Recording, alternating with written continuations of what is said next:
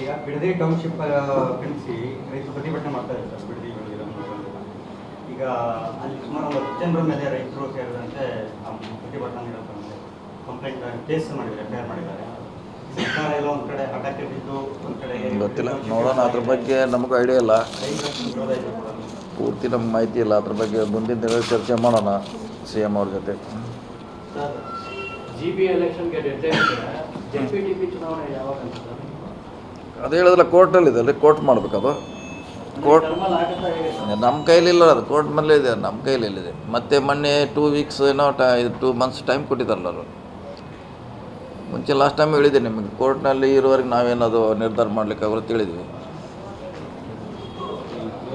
ಪರಿಷ್ಕರಣೆ ಶುರು ಮಾಡಿದ್ದಾರೆ ಸರ್. ಸತ್ತವ್ರು ತೆಗ್ದಿದ್ದಾರೆ, ಆದರೆ ಅದಕ್ಕೆ ಯಾಕೆ ವಿರೋಧ ಇಲ್ಲ? ಅವ್ರು ತೊಗೊಳೋರೇ ಇಲ್ಲ, ಪಾರ್ಟಿಯನ್ನು ಜೀವಂತ ಇಲ್ಲ, ಅದಕ್ಕೆ ವಿರೋಧ ಮಾಡ್ತಾರೆ. GST, income tax ತುಂಬವರು executive ಕ್ಲಾಸ್ನಾಗ ಅಡ್ಡಾಡೋರು, flight first ಕ್ಲಾಸ್ನೇನ ticket 3 lakh 4 lakh.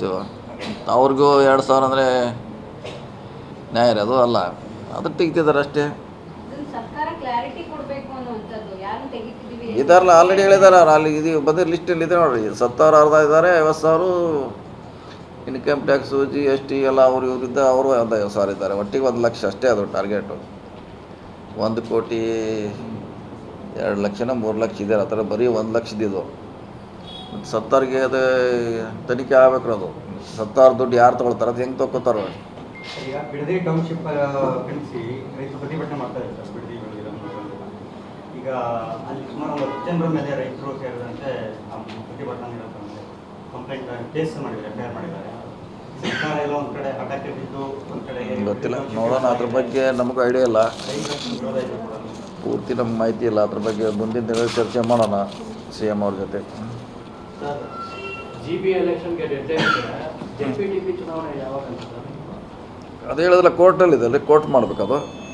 Court ನಮ್ಮ ಕೈಲಿಲ್ಲ, ಅದು ಕೋರ್ಟ್ ಮೇಲೆ ಇದೆ, ನಮ್ಮ ಕೈಲಿದೆ. ಮತ್ತು ಮೊನ್ನೆ 2 ವೀಕ್ಸ್ ಏನೋ 2 ಮಂತ್ಸ್ ಟೈಮ್ ಕೊಟ್ಟಿದ್ದಾರಲ್ಲ ಅವರು. ಮುಂಚೆ ಲಾಸ್ಟ್ ಟೈಮ್ ಹೇಳಿದೆ ನಿಮಗೆ, ಕೋರ್ಟ್ನಲ್ಲಿ ಇರುವವರೆಗೆ ನಾವೇನದು ನಿರ್ಧಾರ ಮಾಡಲಿಕ್ಕೆ ಅವರು ತಿಳಿದ್ವಿ. ಪರಿಷ್ಕರಣೆ ಶುರು ಮಾಡಿದ್ದಾರೆ ಸರ್. ಸತ್ತವ್ರು ತೆಗ್ದಿದ್ದಾರೆ, ಆದರೆ ಅದಕ್ಕೆ ಯಾಕೆ ವಿರೋಧ ಇಲ್ಲ? ಅವ್ರು ತೊಗೊಳೋರೇ ಇಲ್ಲ, ಪಾರ್ಟಿಯನ್ನು ಜೀವಂತ ಇಲ್ಲ, ಅದಕ್ಕೆ ವಿರೋಧ ಮಾಡ್ತಾರೆ. GST, income tax ತುಂಬವರು executive ಕ್ಲಾಸ್ನಾಗ ಅಡ್ಡಾಡೋರು, flight first ಕ್ಲಾಸ್ನೇನ ticket 3 lakh 4 lakh. ಅವ್ರಿಗೂ 2,000 ಅಂದರೆ ನ್ಯಾಯ ಅದು ಅಲ್ಲ, ಅದಕ್ಕೆ ತೆಗಿತಿದ್ದಾರೆ ಅಷ್ಟೇ. ಇದಾರಲ್ಲ, ಆಲ್ರೆಡಿ ಹೇಳಿದ್ದಾರೆ ಅವ್ರು. ಅಲ್ಲಿ ಇದು ಬಂದ ಲಿಸ್ಟಲ್ಲಿ ಇದೆ ನೋಡಿರಿ. 70,000 ಅರ್ಧ ಇದ್ದಾರೆ, 50,000 ಇನ್ಕಮ್ ಟ್ಯಾಕ್ಸು GST ಎಲ್ಲ ಅವರು ಇವರಿದ್ದ ಅವರು 50,000 ಇದ್ದಾರೆ. ಒಟ್ಟಿಗೆ 1 ಲಕ್ಷ ಅಷ್ಟೇ ಅದು ಟಾರ್ಗೆಟು. 1,02,00,000 3 ಲಕ್ಷ ಇದೆ, ಆ ಥರ ಬರೀ 1 ಲಕ್ಷದಿದು. ಮತ್ತು 70,000ಗೆ ಅದು ತನಿಖೆ ಆಗ್ಬೇಕು. ಅದು 70,000 ದುಡ್ಡು ಯಾರು ತೊಗೊಳ್ತಾರೆ, ಅದು ಹೆಂಗೆ ತೊಗೊತಾರೋ.